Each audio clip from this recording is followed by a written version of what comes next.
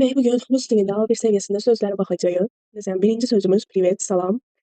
"Здравствуйте", salam rəsmi formada deyilir. "Privet" isə daha çox dostlar arasında deyilir. "Spasibo", çox sağ ol deməkdir, təşəkkür edirəm deməkdir. "Пожалуйста", zəhmət olmasa dəyməz, daha bəli, net xeyir, "Извините", bağışlayın deməkdir. "Пока", hələlik, sağ ol deməkdir. Bu əvəzliklər ümumiyyətlə rus dilində hər cümlə quranda biz işlədirik. Ya, mən, t, sən, on, ona, o kişi cinsi, qadın cinsi, on kişi cinsi üçün işlədilir, ana qadın cinsi üçün işlədilir. M biz deməkdir, v siz deməkdir, druq dost deməkdir, semya ailə deməkdir. Человек insan deməkdir. Məsələn, onu da deyim ki, ani də işlədilir əvəzliyinə, bu da cəm halda olur. Sonra əsas isimlər və məkanlar var. Dom, evdir. Rabota iş deməkdir. Şkola məktəb deməkdir. Gorod şəhər deməkdir. Maşın maşın deməkdir. Mağazin mağazin deməkdir, mağazada yəni. Vada su deməkdir.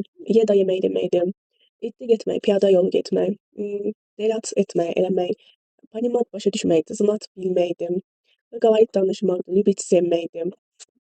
Və belə sözlər var. Bir də rus dilində, yəni A1 səviyyədə deyə biləcəyimiz sözlər, məsələn, rəqəmlər, sayları bilmək, 1, 2, 3, 4, 5, 5, 10, 5, 6, 7, 8, 9, 10 və sairə belə bunları öyrənməlisiniz. Ümumiyyətlə rus dilində minə kimi əzbər bilsəz, diğərlərində öyrənmək çox asandır. Sonra vaxt və zaman bildirən sözlər var, onları da bilməliyik. Сегодня bugün deməkdir, завтра sabah deməkdir. Ümumiyyətlə bu cümlələrdə çox işlədilir bu sözlər. Večera dünən deməkdir. Сейчас indi, utro səhər, den gün günorta. Bunlar çox adi sözlərdir və noç gecə adi danışıq üçün istifadə edilir. Bəzi sifətlər də var. Məsələn, хорошо yaxşı deməkdir, плохо pis deməkdir, большой böyük deməkdir, маленький kiçik deməkdir, новый yeni deməkdir, старый köhnə qoca deməkdir. Sonra красивый gözəl, красивый девочка gözəl qız. Bunları da bilmək çox vacibdir. Sonra bəzi suallar var. Biz кто ты, sən kimsən? Məsələn, кто kim, что, nə, где, harda, когда, nə vaxt. Почему niyə? Как necə? I və, ili və ya, потому что. Çünki zачем nə üçün? Burada zачем yox idi. Mən özüm dedim. Və bir şey də deyim ki sizə, məsələn, rus dilində burada yazıb 3 cins var. Orta cins, münski rod və jenski rod, bir də sredni rod var. Bunu bilin ki, sifət hallanır ismə görə və şəkilçiləri qəbul edir. Məsələn, новый, orada yazıb kişi cinsi. Sonra qadın cinsi novaya, aya qəbul edib. Məsələn, sonra новый, o-ya qəbul edib. Sözdən asılıdır. Məsələn, ya da qəbul edə biləcək bir söz ola bilər. Yo da qəbul edə biləcək bir söz ola bilər. Новый, ich, o da ola bilir və sözdən asılıdır. Belə. Sonra başqa məsələn, rənglər çox vacibdir bütün dillərdə olduğu kimi. Belli ağ, çerni qara, krasni qırmızı, sinni mavidir, göy deməkdir. Zelyonu yaşıl deməkdir. Ümumiyyətlə mən bu zelyonu həmişə qarışdırırdım. Qara olduğunu düşünürdüm, amma siz qarışdırmayın, yaşıldır. Zloy sarı deməkdir.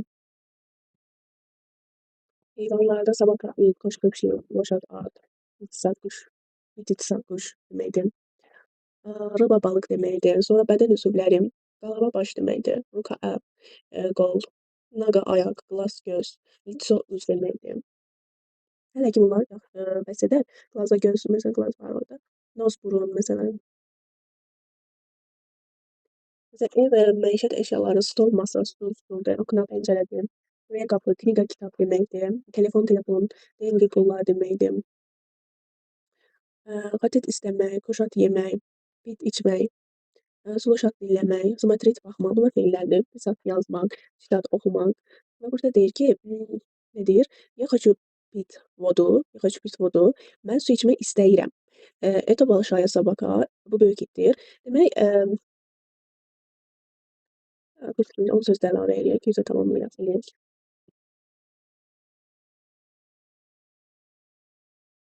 Məsələn, здесь burada, tam orada, много çox.